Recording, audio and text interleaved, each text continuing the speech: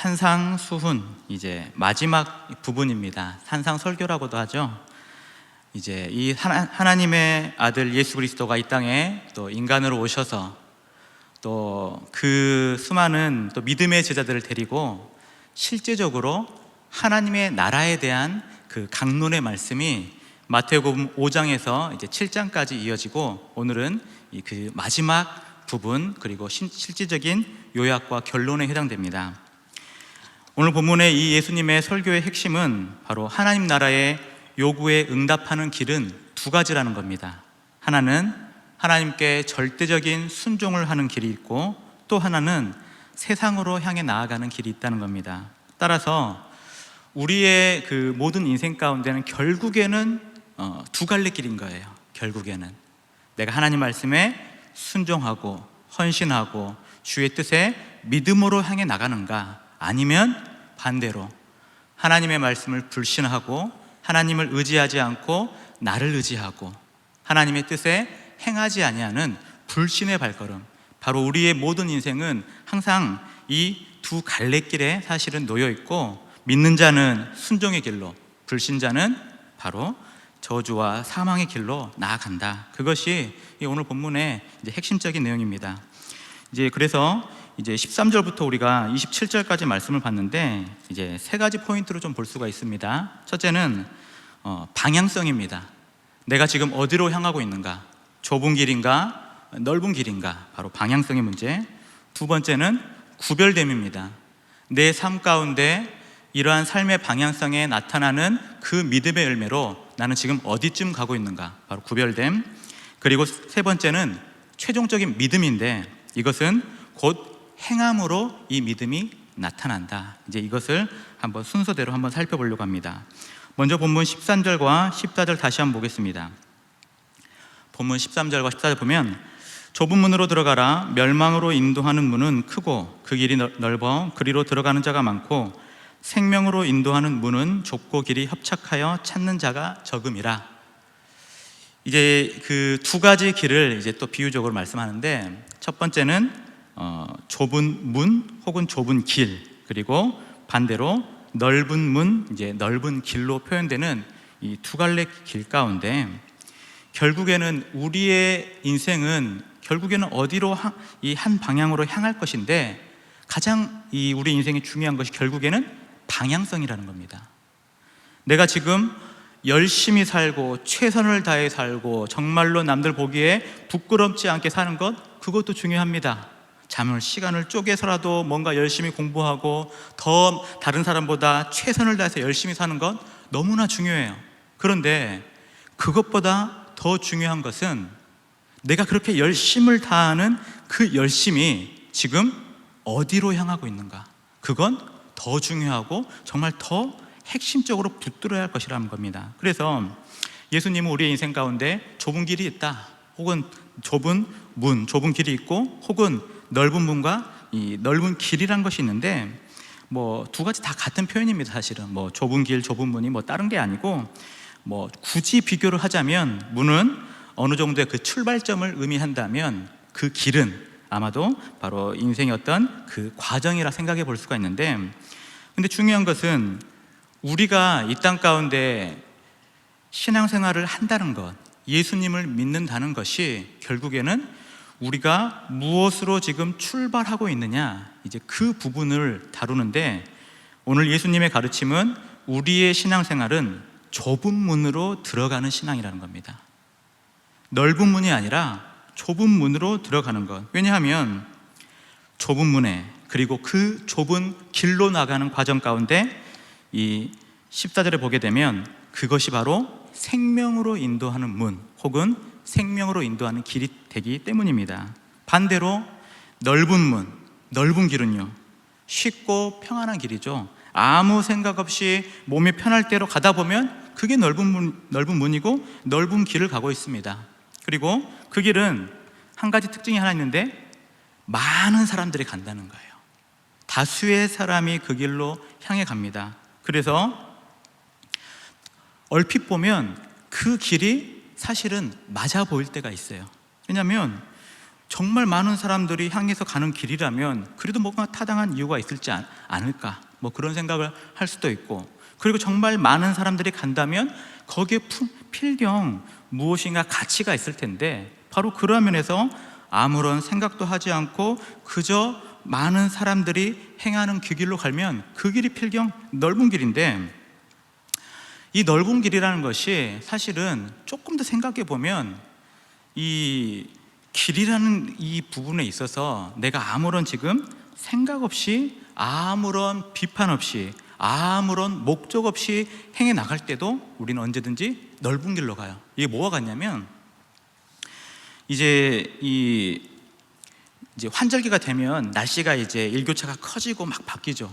근데 한국 사람들은 유독 특징 중에 하나가 뭐냐면, 다른 사람의 시선에 많이 그 자신의 오늘 입을 옷을 결정을 합니다. 내가 지금 춥고 내가 지금 더우면 얇게 입으면 되고 추우면 두껍게 입으면 돼요. 그런데 그것보다 더 중요한 게 뭐죠? 다른 사람들은 오늘 뭘 입었을까? 다른 사람들의 옷차림이 어떻을까? 지금 이제 겨울이 가고 봄이 다가오는데 분명히 사람들이 지금 이제 봄옷이 막 나오기 시작하고 봄옷을 사서 이제 조금 더 옷차림이 얇아질 텐데 나 혼자 두껍게 입으면 뭔가 좀 이상할 것 같아요. 그렇지 않나요?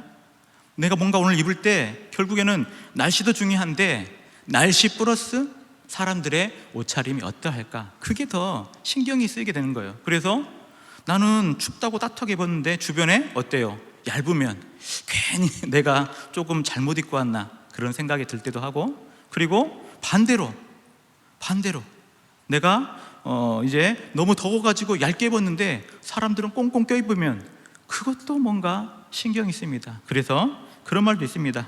여름 멋쟁이는 더워 죽고 겨울 멋쟁이는 추워 죽습니다. 항상 그래요, 항상. 그래서 옷 입는 것만 봐도 우리는 우리의 어떤 객관적인 나의 어떤 그 방향성을 가지고 난 이렇게 입겠다, 그것이 아니라 항상 남의 시선, 유행, 무엇이 지금 어떻게 입어지는가, 그런 부분들, 어떤 옷이 많이 팔리는가, 꼭 점원에게 가도 이 옷 잘 나가요? 물어보잖아요. 마음에 드는 걸 사면 되는데 이 옷이 잘 나간지 안 나간지가 그게 중요한 거예요. 왜냐? 많은 사람이 입어야 그래도 그게 뭔가 내가 제대로 샀다라고 생각이 들기 때문에 그게 넓은 길이라는 거예요. 근데 중요한 것은 많은 사람이 택하는 거 물론 일리도 있고 맞아 보여요. 그런데 그 넓은 길, 많은 사람이 행하는 그 길, 꼭 좋은 길이라는 보장은 없다는 겁니다. 왜냐하면 오히려 다수가 아무 생각 없이 가다가 화를 당한 경우가 사실은 허다해요, 우리 삶 가운데. 예를 들면 그 1999년도에 이 8월에 우리 코스닥에 상장했던 새롬 기술이라는 주식이 하나 있었습니다. 우리나라 주식 역사에 이 기록이 깨진 경우가 없다고 해요. 이 주식이 처음에는 1890원으로 출발했어요, 한 주에. 그런데 이게 1년도 안 돼서 거의 한 7, 8개월도 안 됐는데 2000년 그 3월경에 28만 2천원 올랐어요. 150배가 뛴 거예요, 150배가. 이 기록은 아직도 안 깨졌다고 합니다. 대단한 기록이에요. 그러니까는 그 당대에 많은 사람들이 그 새로운 기술, 그 주식 사면 돈을 번다고 생각했어요. 먼저 투자한 사람도 있었겠죠. 그런데 다음 달이 돼도 이게 2배, 3배, 4배, 이게 뭐 30배, 100배 막 오르니까 사람들이 정신이 없어요. 그래서 다 달라붙잖아요. 이게 우리 저번에 그 재벌집 막내들 보셨어요? 거기에 실제 그 모티브로 된 에피소드 중에 하나 나오는 이야기예요. 그 이야기가 바로 그 새로운 주식이 엄청 오르니까 이제는 그 이를테면 소위 묻지마 투자, 개미 투자라 하는 개인 투자자들이 엄청 달라붙었습니다. 그런데 이게 딱 2000년 말경 1년도 안 됐어요. 이게 어디까지 떨어지냐면 28만 2천이었던 것이 5천원으로 떨어져 버려요. 한순간에 전 재산을 몰빵했는데 어때요? 수많은 사람들이 이거는 무조건 사야 된다, 이건 무조건 사야 된다, 우리 집 형도 사고 우리 집 이모도 사고 고모도 사고 많은 사람들이 다 샀는데 결국에는 어때요? 그 길을 따라가다 보니까 한순간에 휴지 조각이 돼버리는 일이 있었던 겁니다. 그래서 많은 사람이 간다고 해서 꼭 그 길이 옳거나 꼭 그 길이 좋은 길은 아니라는 거예요. 그렇기 때문에 오늘 본문에서도 예수님은 특별히 제자들에게 무엇을 가르치냐면 좁은 문, 좁은 길로 가라고 가르칩니다. 왜냐하면 우리가 하나님의 말씀대로 산다는 것은 사실은 넓은 길을 가는 길은 아니에요. 많은 사람들이 행하는 길도 아닙니다. 오히려 우리가 가는 예수님을 따라가는 그 길은 좁고 협착합니다. 많은 사람들이 심지어 찾지도 않아요. 왜냐하면 이 길을 가는 데 있어서 예수님의 길은 십자가의 길인데, 십자가의 길의 핵심은 바로 자기 부인이거든요. 나를 부인하지 않으면, 나를 부인하고 자기 십자가를 지지 않으면 예수님의 십자가의 길을 결코 따라갈 수가 없는 거예요.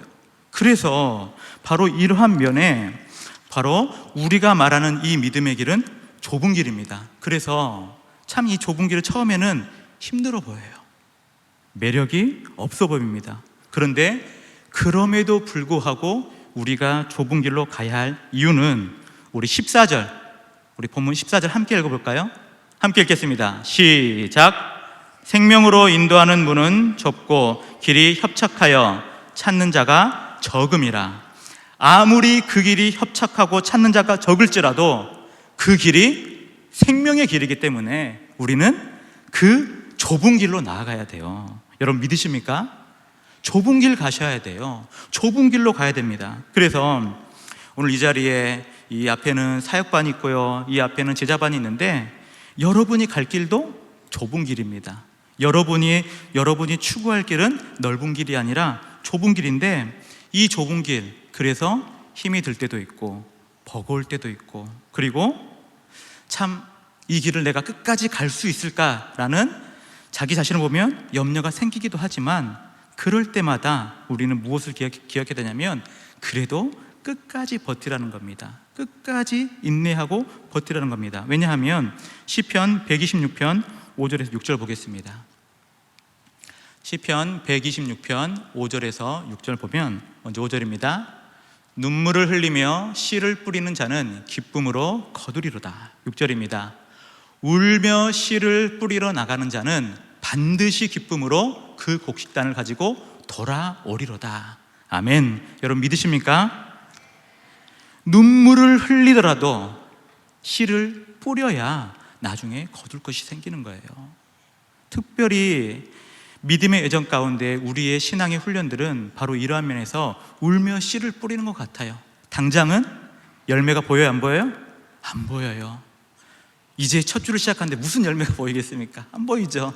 깝깝하죠. 이게 과연 내가 끝까지 갈 수 있을까? 네. 지금은 너무나 미약합니다. 나의 상태도 너무나 연약해요. 인터뷰를 해보니까 어느 누구 하나 이 훈련에 저는 자신이 있습니다, 저는 그 32주 정말 완벽하게 해낼 겁니다 라고 했던 사람들은 혹시 있었나요? 분명히 없었을 겁니다. 다 자신의 모습을 보면 안 될 것 같아요. 어려워요. 참 내가 그 길을 끝까지 완주할 수 있을 거라 확신도 들지 않습니다. 그런데 중요한 것은 우리 안에 이 좁은 길로 인도하시는 예수님 한 분 바라보고 우리가 하루하루 그 주의 선하심을 우리가 신뢰하면서 나아가다 보면 결국에는 바로 우리가 그 영원한 생명의 길, 영원한 복락을 누리는 복된 길로 나아갈 수 있습니다. 그래서 믿음은 끝까지 견디는 거예요. 마태복음 10장 22절 보겠습니다. 또 너희가 내 이름으로 말미암아 모든 사람에게 미움을 받을 것이나 끝까지 견디는 자는 구원을 얻으리라. 구원에 있어서는 이제 과거적인 표현도 있고 미래적인 표현도 있는데, 언제나 현재적인 표현은 구원은 끝까지 견뎌서 이루는 겁니다. 그래서 우리가 이 구원을 믿음으로 받는다 할 때에 이 믿음이라는 히브리 동사 중에 에무나라는 동사가 있어요. 참으로 믿음에 관한 많이 쓰이는 동사 중에 하나인데, 그 에무나의 뜻이 뭐냐면 견디고 버틴다라는 뜻이에요. 그러니까 믿음이라는 것이 다른 게 아니라 버티는 거예요. 하나님의 말씀을 붙들고 버티는 것, 하나님 말씀 붙들고 견디는 것. 그러다 보면 결국에 그 끝에 하나님께서 믿음을 통한 그 인내의 시간, 그 인고의 시간들이 지나가면 결국에는 그 끝에 결국 믿음의 충실한 열매를 하나님이 맺게 해주시는 겁니다. 우리가 노력해서 우리가 잘나서 이런 모든 훈련이나 이런 신앙생활을 하는 것이 아니라 하나님이 때때로 우리에게 필요할 또 양식을 채우시고 나아갈 방향성을 인도해 주시고 하루하루 주의 선하심으로 우리가 어떻게 이 하루를 버텨나갈지 끊임없이 하나님은 우리에게 가르치시고 인도하시고 채우시고 붙드시고 끝까지 우리를 생명의 길로 나아가게 하게끔 우리를 절대 포기하지 않기 때문에 그 주님 붙들고 나아가다 보면 어때요? 비로소 거기서부터 우리가 영원한 생명의 길로 들어갈 수 있게 되는 그런 은혜를 우리가 누리는 겁니다. 이제 두 번째입니다. 바로 그런 면에서 이제 오늘 본문의 15절부터 이제 23절까지는 거짓 선지자와 참 선지자에 관한 말씀이 나오는데 이 둘을 구별하는 것은 결국에는 열매로 그들을 알 수 있다는 겁니다. 본문 16절 보겠습니다. 본문 16절, 그들의 열매로 그들을 알지니 가시나무에서 포도를 또는 엉겅퀴에서 무화과를 따겠느냐 라는 말씀을 하시죠. 근데 왜 이 비유를 이 복음서에 보기에 많이 이렇게 사용하시냐면 실제로 가시나무하고 포도나무를 멀리서 보게 되면 제법 비슷해 보인다고 합니다.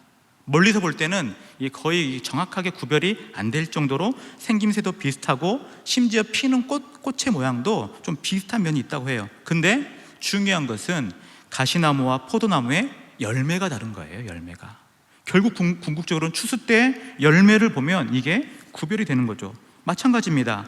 엉겅퀴도 무화과도 얼핏 보면 비슷하지만 자세히 보면 그리고 그들이 생산하는 열매를 보면 결국에는 판이하게 다르다. 그래서 예수님은 이 열매에 관한 가르침을 할 때에 결국 좋은 나무에서 나쁜 열매를 맺을 수 없다, 반대로 나쁜 나무에서는 좋은 열매를 맺을 수 없다는 겁니다. 바로 열매를 통해서 그 삶의 방향성이 구별이 되는 면인데 중요한 것은 뭐냐면 바로 우리 안에 지금 우리의 모든 삶과 이 환경 속에 결국에는 나의 믿음은 지금 내가 맺고 있는 나의 삶의 열매를 통해서 내 믿음이 진짜인가 가짜인 것을 알 수가 있다는 거예요. 분별이 되는 거예요. 그래서 우리는 이 땅에 수많은 교회들 그리고 수많은 그리스도인들이 있습니다. 그런데 그러한 교회와 그리스도인들을 볼 때에 왜 교회가 타락하고 왜 교인들이 약해지고 타락하고 그렇게 무너져 갈까라는 의문을 사실은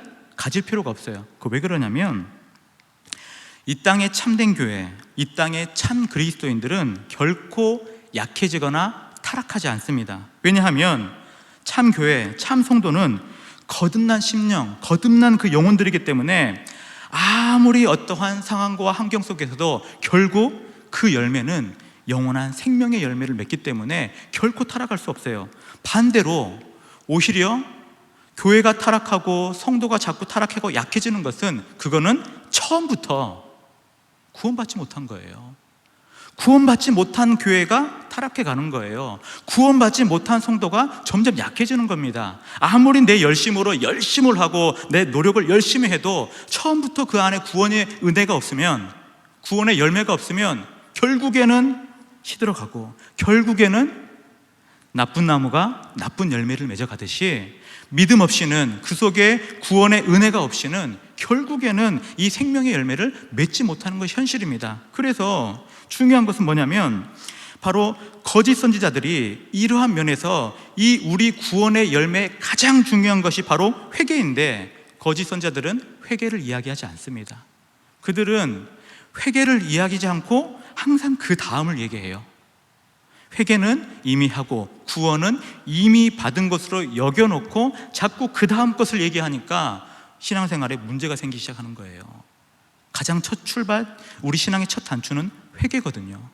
내가 진실한 하나님의 말씀에 찔림을 받고 내 속에 성령의 빛이 정말 충만하여서 이제는 내가 죄인한 사실, 내가 죄로 인해 죽을 수밖에 없다는 그 비참함을 깨우치고 이제는 그 죄가 미워지고 그 죄에서 벗어나고자 하는 그런 발버둥 칠 때 결국 나는 아무것도 할 수 없구나 라는 그 나의 자신의 비참함을 볼 때 비로소 손을 내미는 거죠.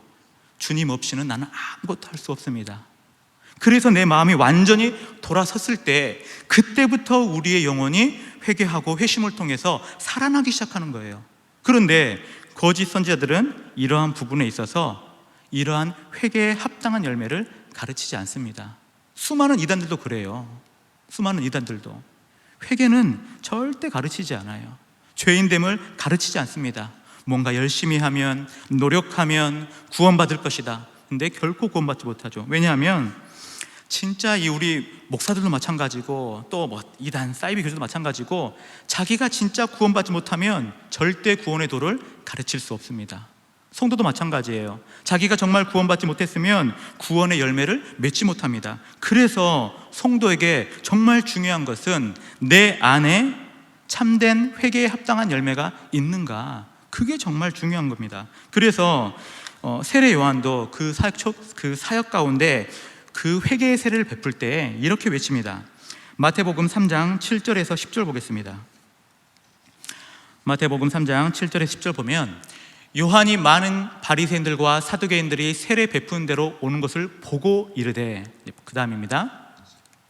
독사의 자식들아, 누가 너희를 가르쳐 임박한 진노를 피하라 하더냐. 그러면서 그 뒤에 보게 되면 그러므로 회개에 합당한 열매를 맺으라. 회개 없이는 구원이 없습니다. 내 심령이 거듭나지 아니하면 우리는 구원의 의리를 절대 누릴 수 없어요. 그럼에도 불구하고 당시에 거짓 선지자들은 어떤 사람이냐면 구원받는 척하는 거짓 성도들, 거짓 선지자들인 겁니다. 이런 사람들의 특징이 있는데 그건 뭐냐면 21절 보겠습니다. 본문 21절. 본문 21절에 나더러 주여 주여 하는 자마다 다 천국에 들어갈 것이 아니요 다만 하늘에 계신 내 아버지의 뜻대로 행하는 자라야 들어가리라. 예수님이 따끔하게 이 부분을 지적하면서 말씀하시는데, 나더러 주여 주여 하는 자, 사실 그들을 겉으로 보면 그들이 성도인지 불신자인지 우리는 쉽게 판단할 그러한 안목은 우리에게 없습니다. 그런데 문제는 뭐냐면 예수님이 이들에게 뭐라 했냐면 22절에 한번 보겠습니다.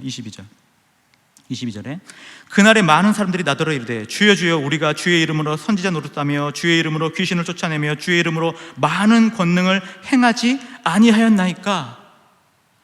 이들의 삶 가운데 끊임없이 강조되는 것이 뭐냐면 바로 구원받지 못한 자가 강조하는 것이 뭐냐면 결국에는 자신의 의로움이에요. 자신의 그 모든 행위를 자꾸 강조합니다. 그러면서 내가 이런 것들을 행하고 이런 열심을 다했고 내가 이렇게 행하지 아니하였습니까? 나 정도면 구원받기에 합당한 자가 아닙니까? 그게 유대사회에는 바리새인과 서기관들이었어요.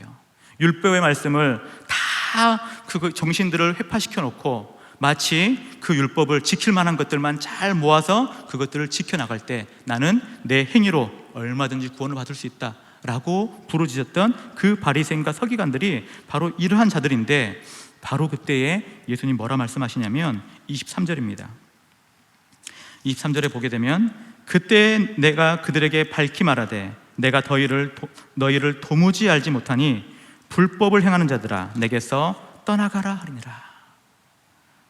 아무리 교회 안에 열심을 가지고 열심으로 뭔가를 섬기고 뭔가를 그 어떤 헌신과 봉사를 했어도 하나님의 뜻에 순종하고 하나님의 말씀에 더욱더 온전히 회개에 합당한 열매, 구원의 믿음으로 나아가지 않는 자라면 결국 그들은 마지막 심판날에 예수님 뭐라 말씀합니까? 도무지 나는 너희를 알지 못한다.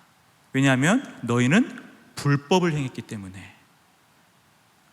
교회 안에도 얼마든지 불법을 행하는 자들이 많죠. 끊임없이 자신의 의로움을 높이는 자들, 내 생각, 내 행동, 내 섬김, 내 봉사, 끊임없이 자기가 했던 것들을 쭉 나열하면서 이렇게 내가 교회를 위해 열심히 섬겼다라고 하면서 정작 자기 속에는 회개에 합당한 열매가 없이 그저 자신의 외형적으로 보여지는 그러한 숱한 그러한 자기의 그 교만한 모습들을 가지고 그것이 마치 구원받기에 합당한 조건인 줄 알고 끊임없이 착각한 자들도 너무나 많다는 겁니다. 우리의 믿음 생활 가운데 우리가 특히 좁은 길로 가려고 할 때에 이런 부분들을 주의하라는 겁니다. 우리는 좁은 길로 가는 사람들이에요. 그런데 이 좁은 길의 특징이 뭐냐면 다른 데 있지 않습니다.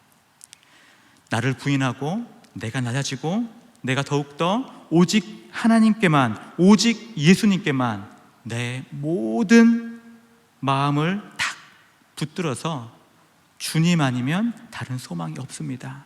그것을 붙들면서 주의 말씀에 내 생각, 내 의지, 내 경험을 자꾸 주장하지 않고 말씀하신 그 뜻대로 행하는 자, 그가 좁은 길로 가는 겁니다. 이 사람들도 결국에는 넓은 길을 가는 자들이에요. 거짓 선지자들도. 그래서 그들에게서 예수님은 심판의 메시지, 내가 너희를 도무지 알지 못한다. 그리고 이제 마지막 세 번째, 이제 본문 24절부터 27절인데 바로 최종적인 이 믿음의 열매에 관한 부분인데, 바로 이것은 연단의 과정을 통해서 더욱더 선명해진다는 겁니다. 24절부터 27절에 보게 되면 또 이 세 번째 교훈도 두 가지 길이죠.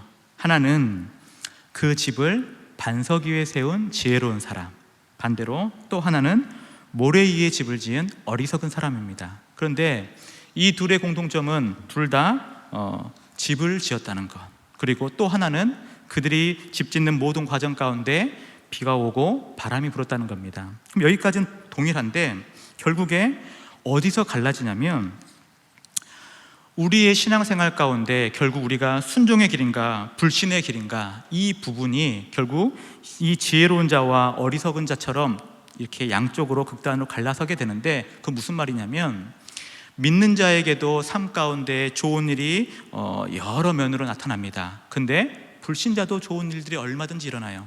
또한 동일하게 우리 믿는 자들도 얼마든지 어려운 일 당할 수 있습니다. 얼마든지 인생에 끊임없는 시험과 환난이 닥쳐올 수 있어요. 근데 그거는 동일하게 불신자들도 동일하게 어려운 일, 시험과 환난이 다가옵니다. 그런데 문제는 뭐냐면, 이 둘의 차이점이 하나 있는데, 지혜와 어리석음의 그 차이는 바로 그 집의 기초를 어디에 두었는가, 거기서 달라진다는 것인데, 마치 우리의 인생을 집을 짓는 것으로 우리가 비유하자면, 지혜로운 자는 어때요? 반석 위에 집을 지었다라는 것이고, 반대로 어리석은 자는 모래 위에 집을 지었다는 겁니다. 그런데 중요한 것은 집을 짓는 것은 똑같아 보여요. 그 과정 가운데 열심히 노력하겠죠. 여러 재료들을 사 모으고 디자인을 짜고, 또한 건축의 골조를 올리고 여러 이 건축 자재를 발라서 집을 완성할 겁니다. 우리의 인생이 어쩌면 집 하나를 짓는 것 같을 거예요. 그런데 중요한 것은 그 밑에 기초가 그 가장 중심에 그 밑바닥에 받치고 있는 것이 무엇인가, 거기서부터 인생의 양극단이 갈린다는 거예요. 반석 위에 집을 지은 자, 그것은 다른 것이 아니죠. 하나님의 말씀에 순종하고 오직 예수님이 나의 구원의 반석이심을 고백하며 예수님을 붙들고 예수님을 통하여서 내 인생을 빚어가는 사람, 그가 바로 지혜로운 자. 반대로요, 반대는 이건 똑같이 넓은 길 가는 사람입니다. 사람의 그 시대의 가르침, 세상 사람들이 많이 가는 그런 인생의 가치관, 이때는 뭘 하고 이때는 뭘 하고 끊임없이 세속적인 가치관들이 있죠.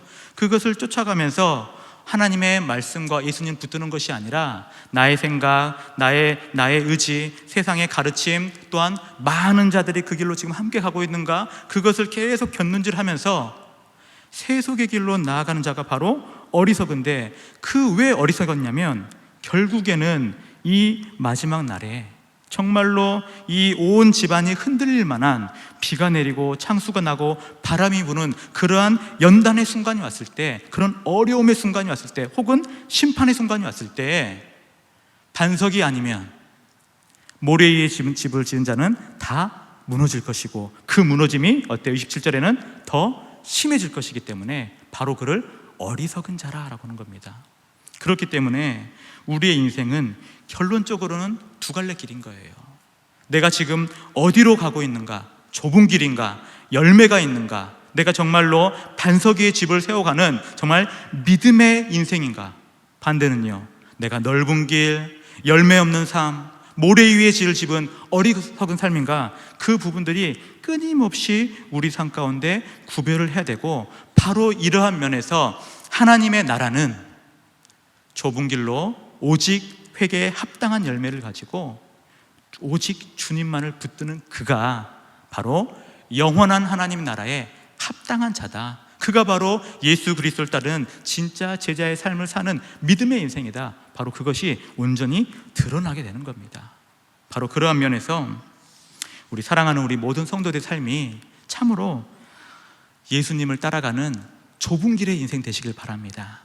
끊임없이 세상은 우리를 흔들려 할 것이고, 우리를 오히려 어리석다 할 것이고, 우리를 질책할지도 모릅니다. 그러나 예수님을 따르는 그 좁은 길은 예수님의 십자가를 바라보며 이제는 나를 부인하는 나의 십자가를 지는 길입니다. 특별히 이번 12기 제자, 이 12기 사역, 우리 16기 제자가 바로 그러한 면에서 이 올 한 해는 나를 부인하는 시간이에요. 나의 것을 내려놓고, 내 생각을 내려놓고, 나의 삶의 그 가치를 잠시 내려놓고 정말 하나님 것을, 하나님의 말씀을 붙드는 그런 부인하는 시간, 바로 그 부인의 길, 좁은 길, 정말 회개에 합당한 열매를 맺는 길로 나아갈 때에 우리의 인생은 모래 위에 집을 지은 그런 어리석은 인생이 아니라 반석 위에 집을 든든히 세워서 어떠한 상황과 환경과 마지막 심판의 날도 결코 무너지지 않는 지혜로운 그런 사람들이 될 것입니다. 바로 이러한 면에서 우리 모두가 지혜롭고 또 믿음으로 승리하는 믿음의 복된 인생들 다 되어지시기를 주님의 이름으로 축원합니다.